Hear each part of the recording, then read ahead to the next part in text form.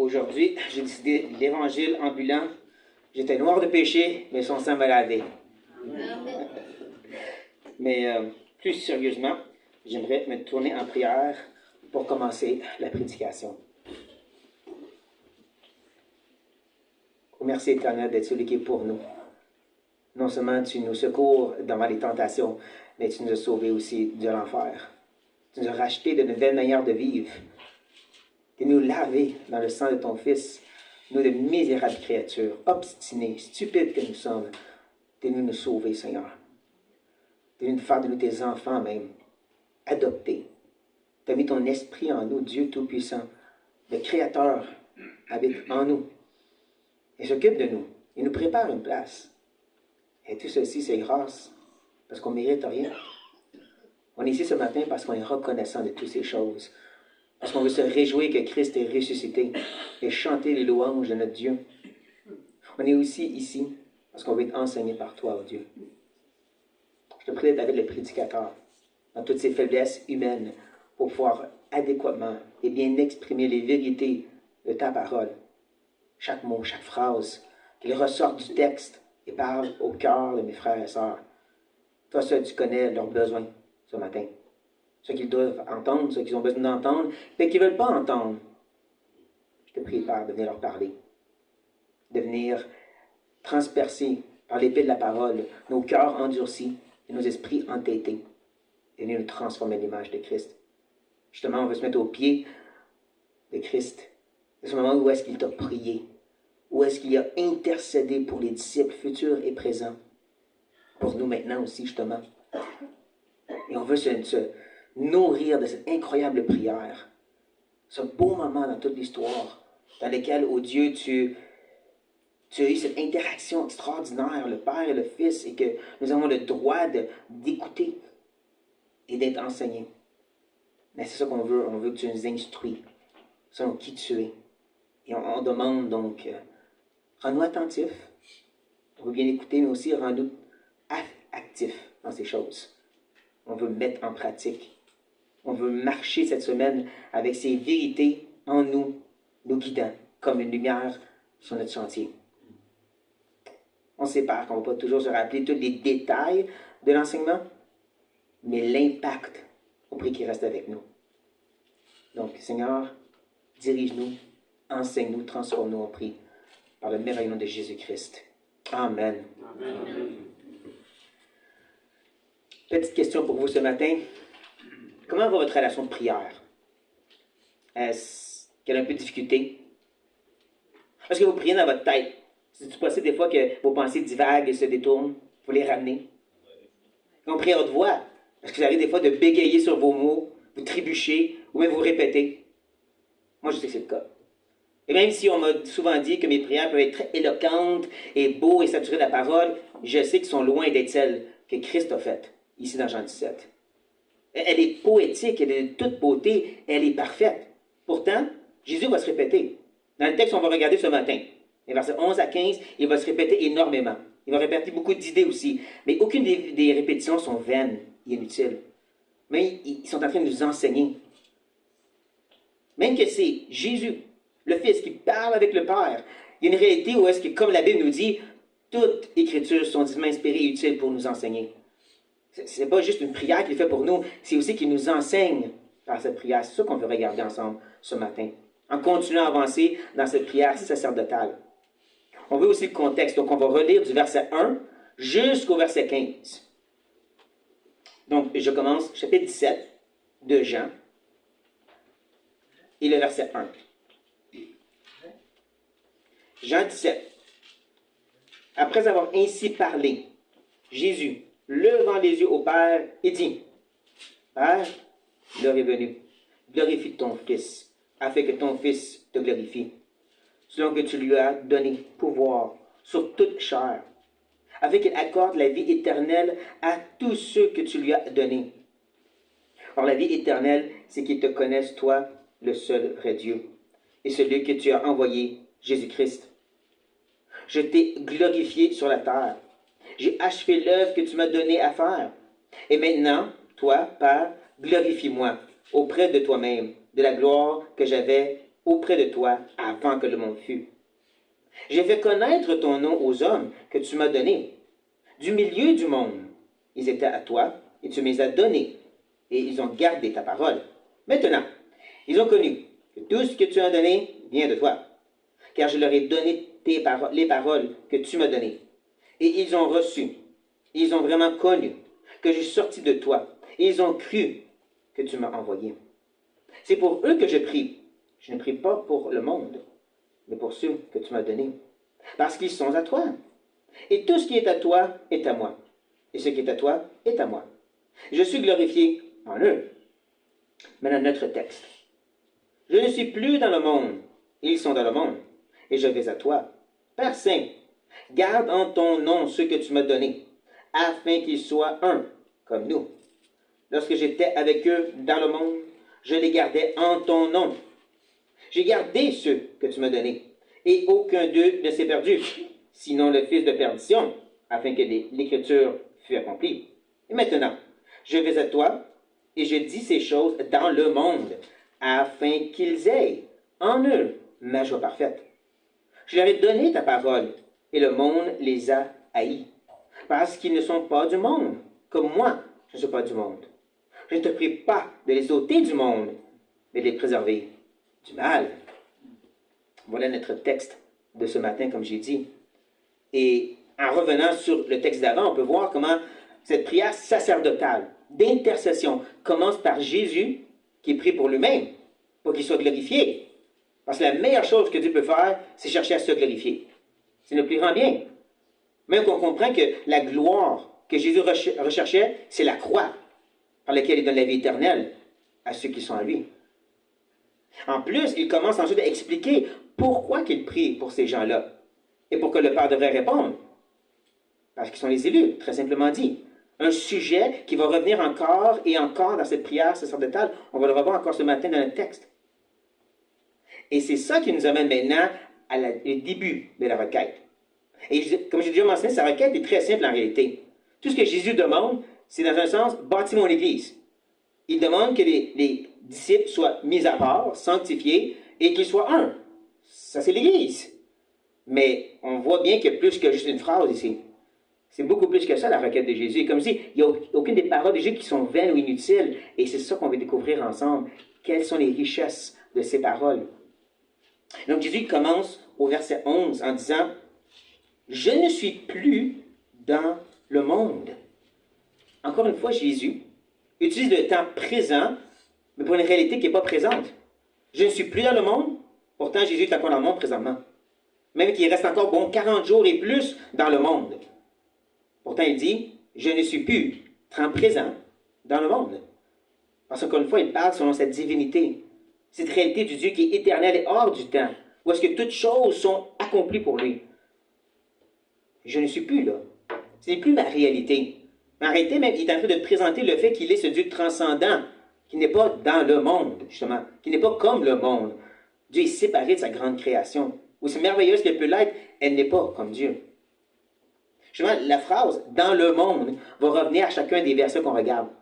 Chacun des 5 versets va voir cette expression « dans le monde »,« du monde »,« le monde » revenir encore et encore. C'est une de ces répétitions que je mentionnais, qui est très riche en réalité. Parce que là, on est déjà en train de voir que ce que Jésus est en train de dire, c'est qu'il n'est pas de ce monde. Il est séparé de cette réalité terrestre. Et ça, c'est important pour qu'est-ce qu'il est en train d'enseigner et de demander au Père, comme on va voir en avançant. Parce qu'il ajoute aussi, en contraste au verset 11, « et ils sont dans le monde ». Comprenez? Ça dit « et », mais c'est un contraste qui est devant nous. Jésus n'est pas dans le monde, mais eux sont dans le monde. C'est un contraste, ça. Il est séparé de la réalité, eux sont encore dans cette réalité. C'est un beau contraste qui est devant nous, et un contraste qui va être développé plus qu'on avance dans notre texte. On va voir à quel point, justement, qu'il y a cette distinction d'être dans le monde, mais en même temps ne pas être dans le monde. Mais avant ça, Jésus va aller maintenant dans le futur. Oui, il va dire « et je vais à toi ». Pour Jésus être consistant dans sa grammaire, il aurait dû dire « je ne suis plus dans le monde et je suis avec toi ». Ça, c'est la bonne grammaire. Le temps présent, je suis avec toi, mais il dit « je vais à toi » dans le futur. Parce que là, présentement, il parle de son humanité.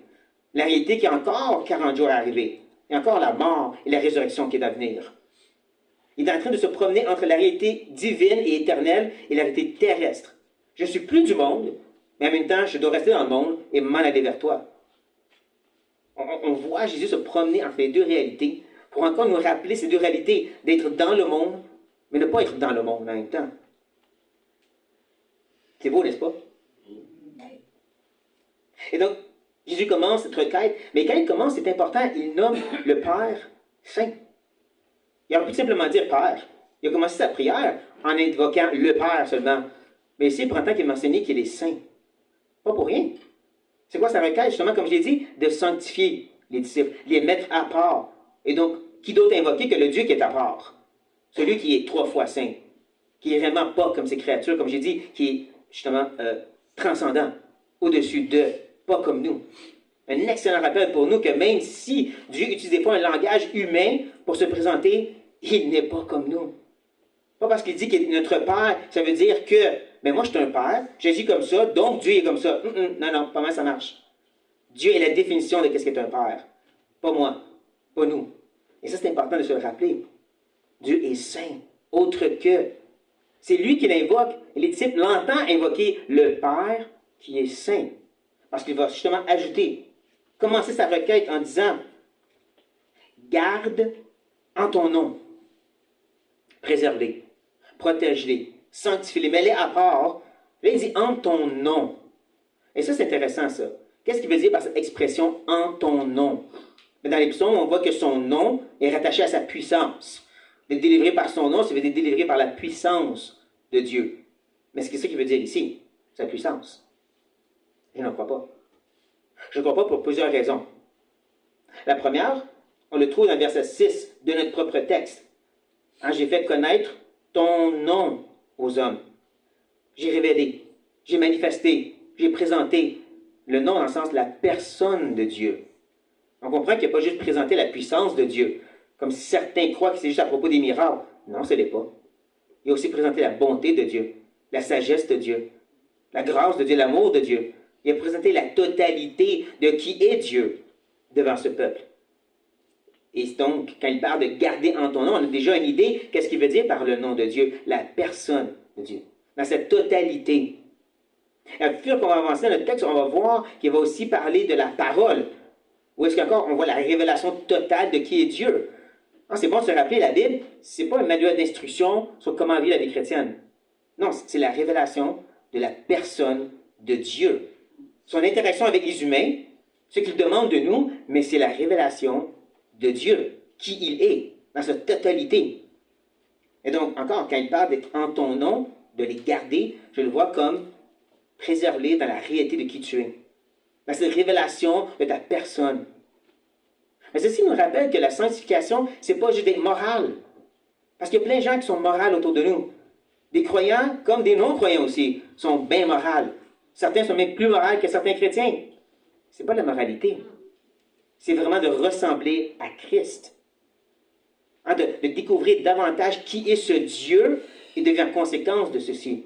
Ça n'inclut les commandements. Les commandements sont une expression de qui il est. Ça inclut les péchés qui est contre Dieu et donc doit être loin de notre vie. Mais c'est plus que ça. Si vous avez lu le Nouveau Testament, vous savez que Dieu donne très peu de règles sur la vie de tous les jours. Il donne des commandements de base, mais il y a beaucoup de « c'est toi, guidé par l'Esprit ». Mais c'est ça, plus que tu découvres qui est ce Dieu dans son intégrité, dans sa totalité, et plus tes réflexions, tes désirs et ta vie va changer. Tu vas vraiment ressembler à Christ. Donc quand il parle de garder en ton nom, de cette sanctification, on est en train de réaliser qu'il parle vraiment de découvrir qui est Dieu et de vivre comme Dieu. Ou comme Pierre nous dirait, qu'on devient participant de la nature divine. Pas qu'on devient des petits dieux, mais qu'on vient à exemplifier et vivre à l'image de notre grand Dieu. De là l'importance de justement davantage découvrir qui est ce Dieu. Mais garde-les en ton nom, il dit. Qui ça? Ceux que tu m'as donnés. Encore, on revient sur la réalité. Le Père a pris certains pour faire une épouse à Christ et ensuite les remettre entre les mains du Fils. Encore, il revient sur l'élection. Ça, ce n'est pas un théologien qui a un penchant pour l'élection et qui n'arrête pas d'argumenter. C'est Jésus, le Fils de Dieu. Et en plus de ça, il n'est pas en train d'argumenter, il est en train de prier le Père. On l'a vu encore et encore revenir sur ce sujet si important. Pourquoi je prie pour eux? Parce que c'est les élus. Je ne prie pas pour le monde, je prie pour les élus. Et tu devrais répondre parce que c'est tes enfants. Tu as fait une alliance éternelle pour eux, spécifiquement. Et c'est pour eux, donc, que je prie et que tu devrais les garder dans cette révélation de qui tu es. Seulement ceux qui ont été régénérés par l'Esprit vont pouvoir prendre la parole et voir Dieu, et pas juste un livre religieux. On le voit par les maintes et maintes religions qui ont pris la Bible et qui ont fait autre chose avec. Témoins de Jéhovah, Mormons.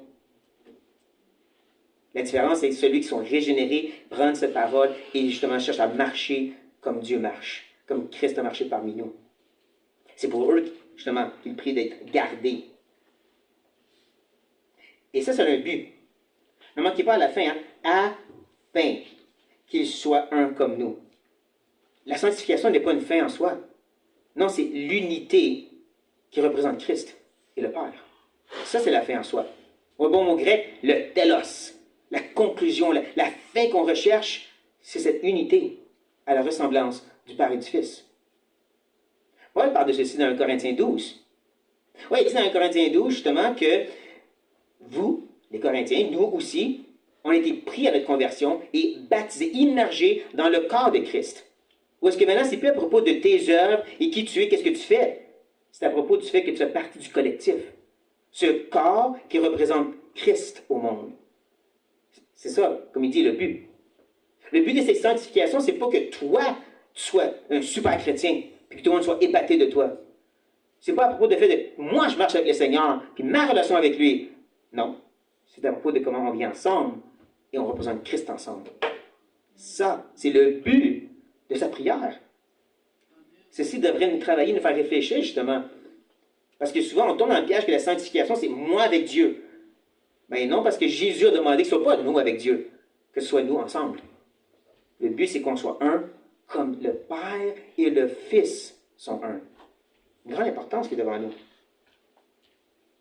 Mais avant de continuer à prendre une gorgée.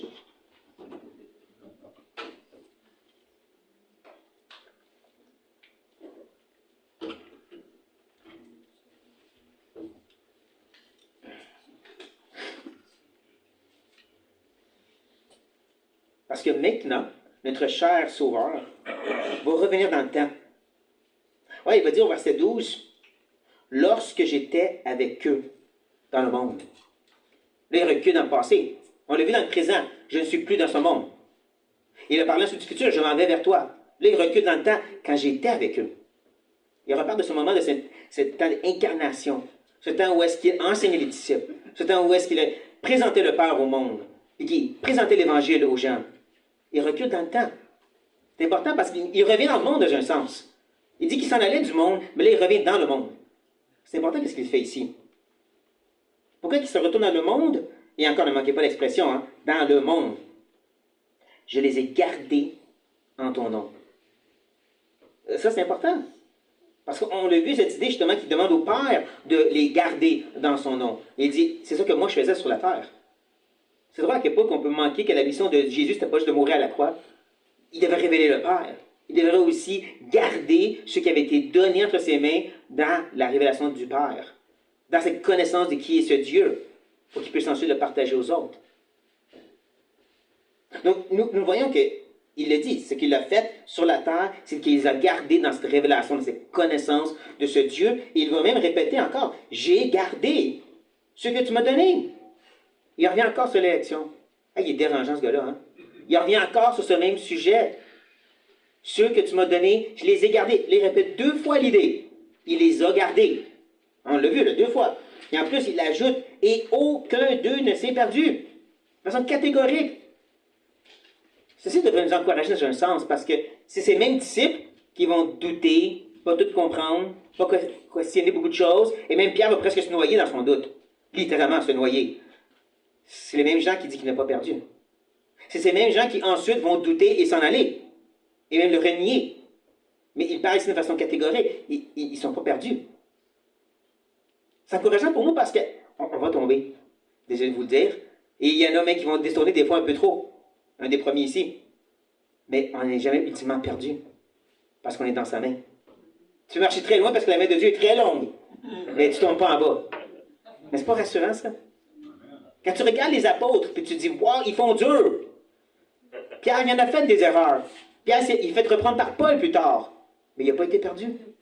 Il n'a pas été perdu. C'est beau, ça. Et là, c'est là que Jésus va se contredire. Parce qu'il va ajouter, sinon, le fils de perdition.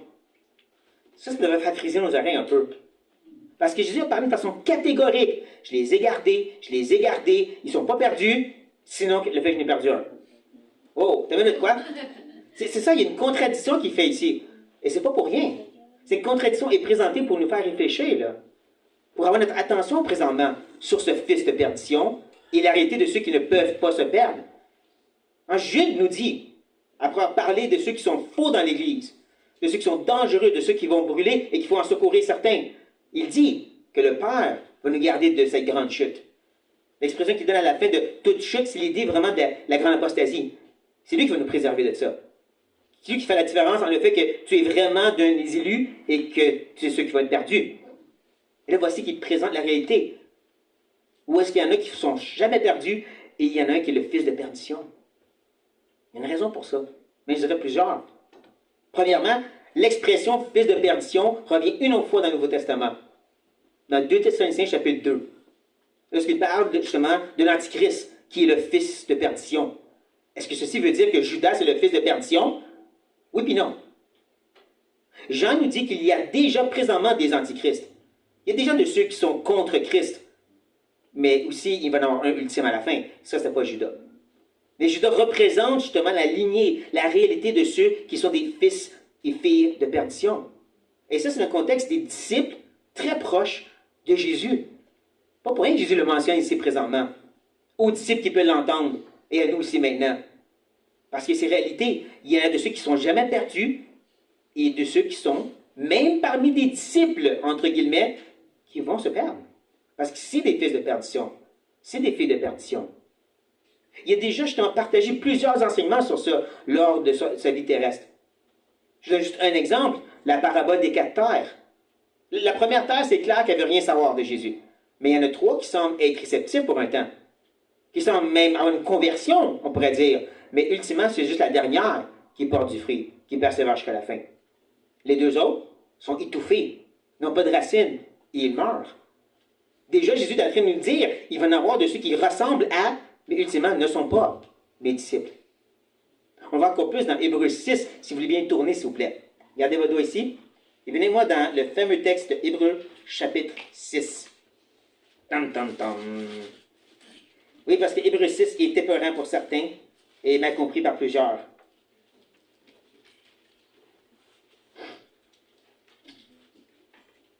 Je rappelle que l'Épître aux Hébreux est écrit à l'Église dont certains sont en train de se détourner de la foi. Ils sont en train d'abandonner Christ pour retourner au temple et au judaïsme. Et ils vont dire, non, ça ne marche pas comme ça. Et donc, dans ce contexte, il dit,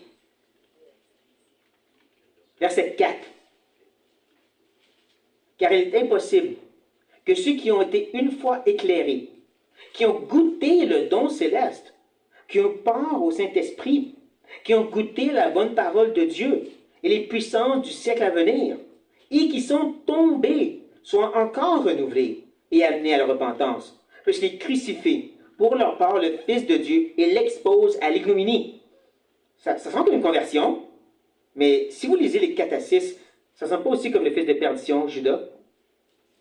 Je veux dire, il a goûté à la bonne parole, il a eu part au Saint-Esprit, mais il s'est aussi détourné pour ne pas se repentir, pour ultimement se prendre.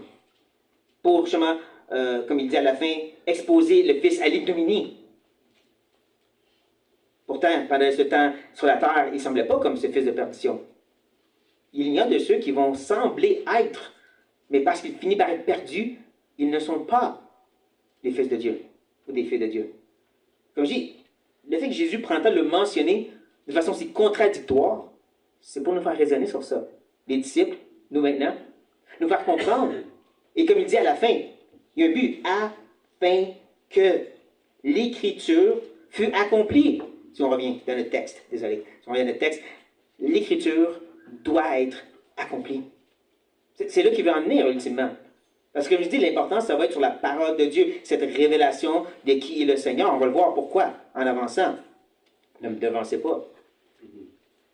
Mais ne manquez pas justement que le but ici, c'est que l'Écriture doit être accomplie. Vous comprenez, ça parle de la prophétie, c'est sûr. Ça parle de la prophétie sur Judas. Hein, celui qui mange avec moi lève le pied contre moi, David nous dit. Ça, c'est Judas. Mais c'est plus que les prophéties accomplies. C'est toute la vérité de comment Dieu se présente dans la parole qui doit être reconnue comme véridique. Comme Dieu est en vérité et homme menteur. C'est ça l'idée aussi que les Écritures doivent être accomplies. Ce que Dieu dit doit être reconnu comme vérité certaine, dans tous les sens possibles, parce que c'est ça qui va les aider au fur et à mesure qu'on avance dans le texte. C'est cette parole qu'il leur a partagée qui va avoir de besoin pour avancer. Genre, on va le voir en avançant.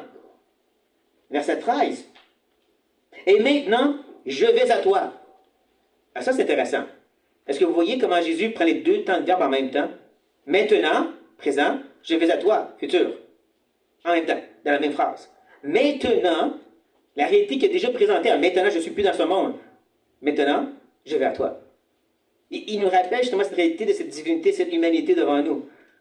Il est de ce Dieu transcendant, mais aussi l'homme qui marche parmi nous, le Fils de Dieu, le Fils de l'homme. Celui qui doit passer par la croix, la résurrection et ultimement l'ascension. Maintenant, je vais à toi.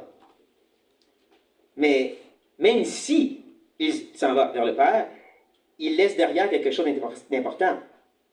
Et je dis ces choses dans le monde. Voilà l'expression encore, dans le monde. Il faut bien comprendre, lorsqu'il présente cette idée qu'il dit ces choses, hein, ces paroles, dans le monde, il fait comprendre que c'est les écrits qu'il laisse derrière. Hein, comme Pierre, dans 2 Pierre, qui mentionne le fait que je vais m'assurer que les vérités que je vous ai enseignées vont rester avec vous. Il veut dire quoi par ça? L'épître de Pierre. Il veut dire ses enseignements, écrits, laissés derrière. Dans le discours de la chambre haute, Jésus va prendre le temps de mentionner que quand l'Esprit va venir, il va les 11, enseigner tout ce que je vous ai dit et vous donner toute autre chose. Est-ce que ceci veut dire que l'Esprit revient pour chaque disciple à chaque génération pour nous enseigner sur de Jésus? Non.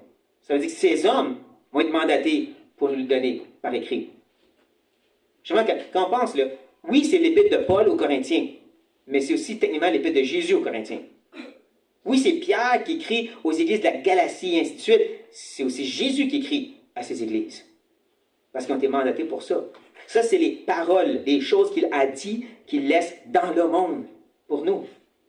Et je ne vais pas exagérer par mes propos, parce que, comme je dis, on va avancer, on va voir. C'est la parole, c'est la Bible qu'il laisse derrière pour nous, qui va être d'un grand bénéfice pour les disciples.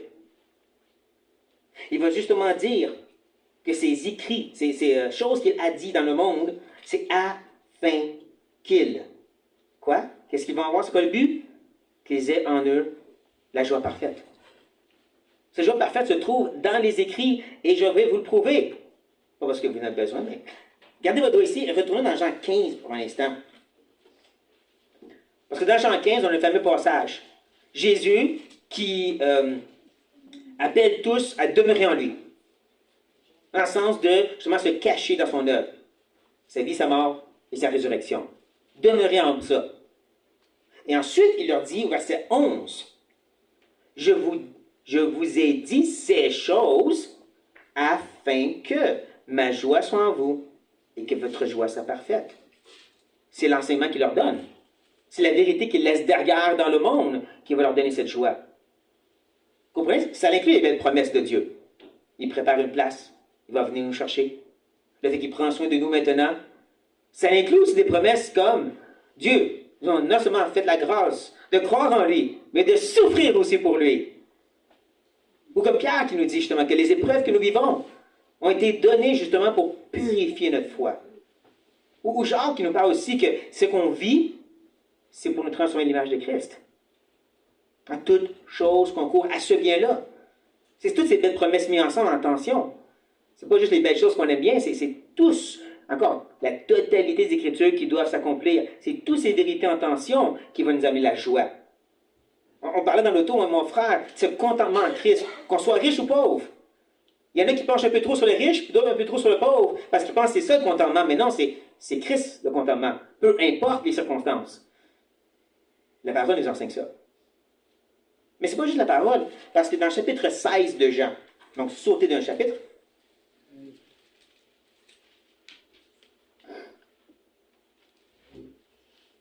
le verset 24 va nous dire, jusqu'à présent, vous n'avez rien demandé en mon nom. J'espère que vous comprenez qu'en son nom, ce n'est pas la formule magique. Hein? Dis le nom de Jésus, puis Dieu va dire n'importe quoi que tu veux. Non.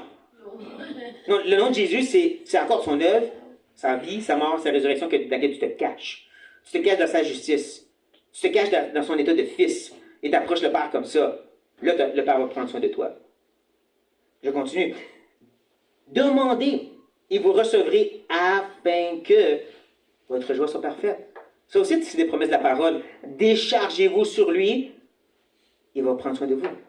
Parce qu'il vous aime, parce qu'il prend bien. Mais que son esprit va nous guider par des soupirs inexprimables. Encore, ce n'est pas des prières, Dieu donne-moi qu'est-ce que je veux.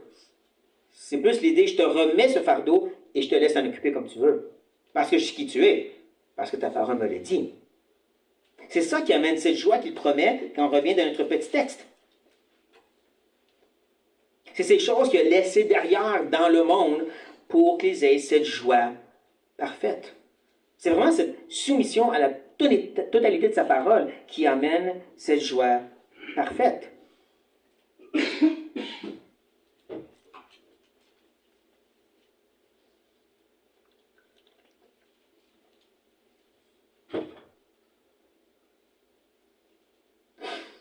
Et comme j'ai mentionné, il revient sur la parole encore une fois au verset 14. Je leur ai donné quoi? Ta parole. Encore et encore, on le voit de différentes façons. Il revient sur cette idée que c'est la parole. C'est pour ça que quand tantôt j'ai mentionné, j'ai dit ces choses dans le monde, il fait référence à la parole. Quand il parlait que l'Écriture devrait s'accomplir, ce n'est pas juste des prophéties, mais c'est la totalité qui doit être écrite. On l'a encore ici. Je leur ai donné ta parole. Et le monde les a haïs. Un autre temps de verbe. Les a, dans le passé, donc un fait accompli, certain, haïs. Mais est-ce qu'on peut dire que présentement, le monde haït les disciples? En réalité, le monde ne sait même pas que les disciples existent. Quand ils vont venir pour prendre Jésus, ils vont se foutre, en bon québécois, des disciples, ils vont juste prendre Jésus. Ils vont laisser aller les disciples. C'est plus tard, quand Jésus n'est plus là, qu'ils vont vraiment haïr les disciples qui prêchent au nom de Christ. Mais au début, ils n'ont aucun cas pour eux. Pourtant, Jésus dit de façon certaine, le monde les a fait accomplir, haïs, parce qu'ils ne le voient pas encore. Ça, c'est une réalité qu'on peut nous aussi comprendre ici, en Amérique du Nord, au Québec. Ou est-ce qu'on ne peut pas dire qu'il y a une grosse haine véhémente contre la foi chrétienne? Je suis désolé, il n'y a pas vraiment de persécution ici. On peut dire que oui, mais non.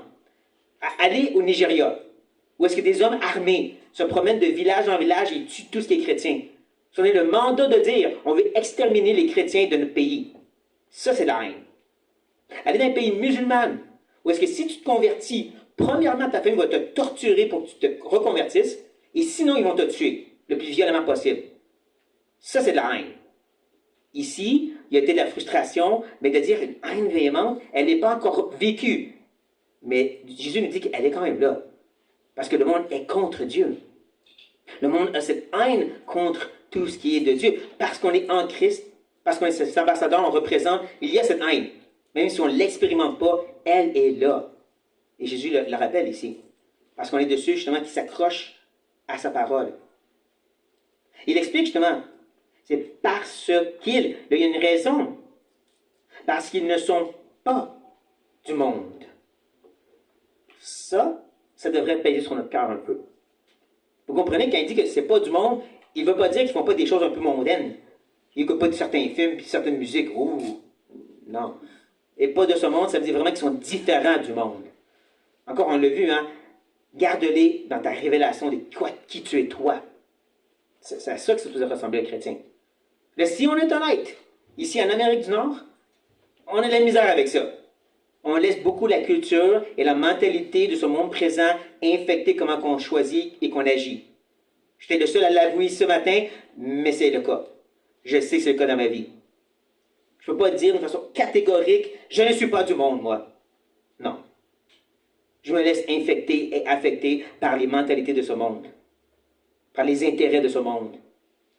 Je ne peux pas dire que je vis 100% comme un citoyen des cieux et tout ce que je veux, c'est honorer Christ 24 heures sur 24. Pourtant, Jésus dit, ils ne sont pas de ce monde. Même que, juste pour rendre plus lourd, il ajoute, comme moi, je ne suis pas du monde. Qui ici va dire, moi je suis vraiment comme Christ, séparé du monde complètement? Si oui, repentez-vous maintenant, parce que ce n'est pas vrai. C'est pas vrai. Ce qui est devant nous, il y a une certaine lourdeur quand même qui devrait nous provoquer à se questionner sur nos décisions, sur nos actions, sur nos désirs. Nous amener justement à rechercher davantage et garder dans la révélation de qui est Dieu. Encore pas juste quelques bons commandements et quelques péchés que je garde hors de ma vie. Oh, moi je ne touche pas à ça. Non, plonge dans les Écritures, vois qui est Dieu vraiment et ensuite regarde dans le miroir. Ouais, ça fait dur. N'empêche, Jésus dit, ils ne sont pas de façon catégorique du monde, comme moi je ne suis pas du monde. On pourrait dire, c'est ça l'ultime qu'on devrait viser. On devrait être encouragé même par cette réalité-là, parce que Jésus est en train de prier pour nous. Ton travail n'est pas en vain. Et le danger, bien sûr, c'est d'aller dans l'extrême. C'est pour ça qu'il ajoute, pour le dernier verset ce matin, je ne te prie pas de les ôter du monde. Alors ça, c'était une erreur qui s'est passée à travers toute l'histoire chrétienne. Hein, que ce soit les moines ou les sœurs catholiques, mais même dans le monde chrétien de nos jours. Je connais des gens qui veulent avoir des communes chrétiennes. On se sépare du monde. Jésus a dit, ne les ôte pas du monde. On peut vivre des fois avec une mentalité, je ne veux pas trop interagir avec les gens à mon travail. Ils sont trop mondains. Je ne veux pas aller trop voir ma famille, papa de Jésus. Je te prie, je ne te prie pas de les ôter du monde. On t'appelle la lumière et le sel de la terre. Pour ça, il faut que tu sois dans le monde. Comme il a commencé la prière, hein? Moi, je ne suis pas dans le monde. Moi, je m'en vais à toi. Mais eux sont encore là. C'est un rappel pour les disciples. Vous êtes encore ici. Mais vous n'êtes pas du monde, comme moi, je ne suis pas du monde. Je dirais que c'est beaucoup plus difficile de vivre dans le monde, dans cette culture, le plonger dedans et pas leur ressembler, que c'est de juste se séparer puis vivre dans une petite commune chrétienne où tout le monde s'encourage et bon. Beaucoup plus difficile, la première étape. Mais c'est cela que Jésus veut. En même temps, il va bien sûr ajouter, mais de les préserver du mal, ou du malin pour être encore plus clair. Un peu comme la fameuse prière de notre Père, hein? Ne nous induis pas en tentation, mais délivre-nous du malin, de l'ennemi. L'ennemi qui utilise les armes comme la culture et la chair pour nous amener en tentation et dans le péché. Préserve-les, garde-les, protège-les de ce malin, sans les envies du monde. Voici, comme je dis, l'appel que Dieu met sur notre cœur ce matin, qui devrait nous amener à se questionner en cette semaine, honnêtement, là, devant Dieu. De ne pas sortir d'ici et dire, oh, je ne suis pas si pire que ça au moins. Non, non, non, non. De sortir d'ici, honnêtement, cherchant à sonder nos cœurs. À quel point est-ce que je peux vraiment dire, je ne suis pas de ce monde, dans mes décisions, dans mes actions, tout en étant dans ce monde, tout en étant parmi eux. Et qui peuvent vraiment dire, ça me dérange parce qu'il n'est pas comme moi. Pas parce qu'il est moral, parce qu'il n'est pas comme moi, lui. Il représente Christ. Mais soyons encouragés parce que Jésus n'a pas commencé sa prière en disant, les disciples, je vous encourage de vous garder dans Christ. Je vous demande de vous préserver du malin. Non, il a demandé le Père à le faire. C'est un bon rappel, ça. C'est l'œuvre de Dieu qui est devant nous. Il y a beaucoup de programmes chrétiens qui vont vous aider à délivrer de certains péchés. Des choses que tu dois faire, des étapes, et ainsi de suite. Des bons programmes pour aider les chrétiens à devenir matures. Je ne suis pas contre ces programmes, mais souvent l'accent est mis sur ton effort. La prière de Jésus, c'est le Père va le faire. C'est un excellent rappel, ça. Le Père va le faire. Même que la parole nous dit la même chose. Je vais montrer quelques exemples. Revenons dans Hébreu. On a fini avec notre texte. Revenez dans Hébreu, au chapitre 13, s'il vous plaît. Hébreu, chapitre 13. Encore, rappelez-vous, l'épître aux Hébreux est un épître vraiment qui provoque et qui encourage la persévérance dans des temps difficiles. Les églises, l'église à laquelle il se réfère, ils vivaient des persécutions intenses. Il n'y a aucun doute. Ils sont faits en prison, ils ont perdu leurs biens, mais ils se font dire, au chapitre 12 surtout, relevez vos bras, fortifiez vos genoux, continuez à avancer, regardez à Christ, semble demandant. Regardez comment il termine cette merveilleuse exhortation. Verset 20. Que le Dieu de paix, qui a ramené d'entre les morts le grand pasteur des brebis, par le sang d'une alliance éternelle, notre Seigneur Jésus, vous rende capable de toute bonne œuvre pour l'accomplissement de sa volonté et fasse en vous ce qui lui est agréable par Jésus-Christ, auquel soit la gloire au siècle des siècles. Amen. Ne manquez pas, hein? L'accomplissement des œuvres, ça c'est nous. On a certainement une part, mais rendre capable, ça c'est lui. Et en plus, il fasse en vous ce qui lui est agréable. Ça c'est aussi lui. C'est pas tout. Reculer un peu et aller dans Thessaloniciens. Chapitre 5 de 1 Thessaloniciens. C'est juste un petit détour vers l'arrière. Et encore, 1 Thessaloniciens chapitre 5, c'est rempli d'exhortations. Prier sans cesse. Waouh, je ne suis pas là. C'est des exhortations qu'il demande. Mais il termine ces exhortations en disant au verset 23 que le Dieu de paix vous sanctifie lui-même tout entier et que tout votre être, l'esprit, l'âme et le corps soient conservés, irrépréhensibles lors de l'avènement de notre Seigneur Jésus-Christ. C'est lourd ça. Celui qui vous a appelé est fidèle et c'est lui qui le fera. Oh, wow. C'est plus léger ça. C'est ça la réalité qui est devant nous. Ceci n'exclut pas notre peur à jouer, mais elle nous rappelle que c'est Dieu qui donne le vouloir et le faire. Pendant qu'on travaille notre salut, il ne donne pas juste le faire, il donne aussi le vouloir, la motivation de le faire. C'est tout encourageant ça. Comment ça marche? Je ne sais pas. Je ne parle pas que vous le savez non plus. Mais c'est un peu comme ce merveilleux plan du salut, cette fameuse vérité de l'Évangile. J'étais mort, vous étiez morts dans vos péchés et vos transgressions. Tous ceux qui sont nés en Adam sont des pécheurs sous le jugement d'Adam. Tous ont péché et sont privés de la gloire de Dieu. Mais Dieu, qui est riche en bonté, a pris le jugement et le mis sur son Fils. C'est lui qui a marché et qui a vécu la vie parfaite qu'on n'était pas capable. Et ensuite, qui est devenu péché à notre place. Qui est mort pour nos péchés et ressuscité pour notre justification. La Bible nous appelle à se repentir et à croire. En même temps, la Bible nous dit qu'il nous donne la capacité de se repentir et de croire. C'est un mystère trop grand pour nous. C'est l'œuvre de Dieu. Encore, je ne comprends pas pleinement. Ce que je sais, c'est que pendant 50 ans, mon frère m'amenait à l'église et je ne comprenais rien de ce qui se passait. Mais un jour, dans sa chambre, il m'explique encore l'Évangile et là, les yeux m'ont ouvert. Là, je comprenais que j'étais pécheur et que Christ est mort pour moi. Cette soirée même, j'ai demandé de me sauver. Est-ce que je suis devenu un super chrétien après ça? Vraiment pas! J'ai arrêté d'aller à l'église. J'étais première dans le monde. Mais je n'étais pas content. C'était comme du gravier dans ma bouche. De plus en plus, je cherchais Dieu dans la prière et de plus en plus, je me sentais guidé à retourner à l'église. C'est pas quelqu'un qui venait me dire va à l'église, c'est Saint-Esprit. Est-ce que rendu à l'église, j'ai eu un changement radical et je suis devenu un super chrétien? Vraiment pas. Il y a encore plein de choses que le Seigneur est en train de délivrer. 30 ans plus tard, je suis encore en sanctification. Est-ce que je suis différent du premier? Oui. Est-ce que je comprends comment c'est marché? Non. Mais c'est Dieu qui l'a fait. Celui qui a commencé cette bonne œuvre va la terminer. Vous avez bien compris la phrase, hein? Il ne dit pas, celui qui a commencé cette bonne œuvre, si tu te soumets, si tu fais ta part, si tu en fais assez, là, il va le compléter. Non, c'est pas ça que ça dit. Celui qui a commencé cette bonne œuvre va, certain, la compléter. N'est-ce pas une rassurance, ça? N'est-ce pas encourageant, comme j'ai dit, que nos efforts de grandir cette semaine ne sont pas vains? Parce que, justement, Dieu est à l'œuvre sur la prière que Jésus a faite pour nous. Soyons encouragés et prions pour terminer. Oh oui, Père, nous te remercions. Parce que nous savons que c'est toi, de toute éternité, qui nous a aimés et on ne comprend pas pourquoi. Nous, on est reconnaissants. Reconnaissant que tu as commencé et tu termines cette œuvre. Reconnaissant pour ta patience envers nous, pour ta bonté, ta fermeté aussi, oh Dieu. Que tu ne laisses pas justement s'en aller obstinément dans nos désirs et nos penchants. Mais en même temps, Père, on est provoqué, on est dérangé parce que ce que Jésus a dit, on ne veut pas être comme le monde.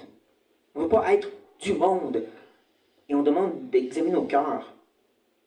Honnêtement, sincèrement, Père, je te prie pour chacun de mes frères et sœurs ici, de ne pas quitter indifférent, mais de quitter cette semaine en sondant leur cœur, pour ne pas être du monde, comme Christ n'est pas du monde. Comme il est ce Dieu transcendant, séparé de autre que, même quand il était sur la terre. Il était différent, dérangeant. On te prie, Seigneur, d'examiner nos cœurs et de nous aider à vraiment ressembler à lui, de vraiment être des citoyens des cieux et que le monde peut voir, d'être cette hauteur de vie pour les élus et de mort pour les fils de perdition, mais d'être une odeur très claire, indifférente. Pas une odeur qui est un peu de mélange du monde, mais vraiment qui vient du ciel seulement. Aide-nous, mon Dieu, purifie-nous et montre-nous qu'est-ce qui doit changer, on te demande. Au nom de Jésus-Christ. Amen. Amen.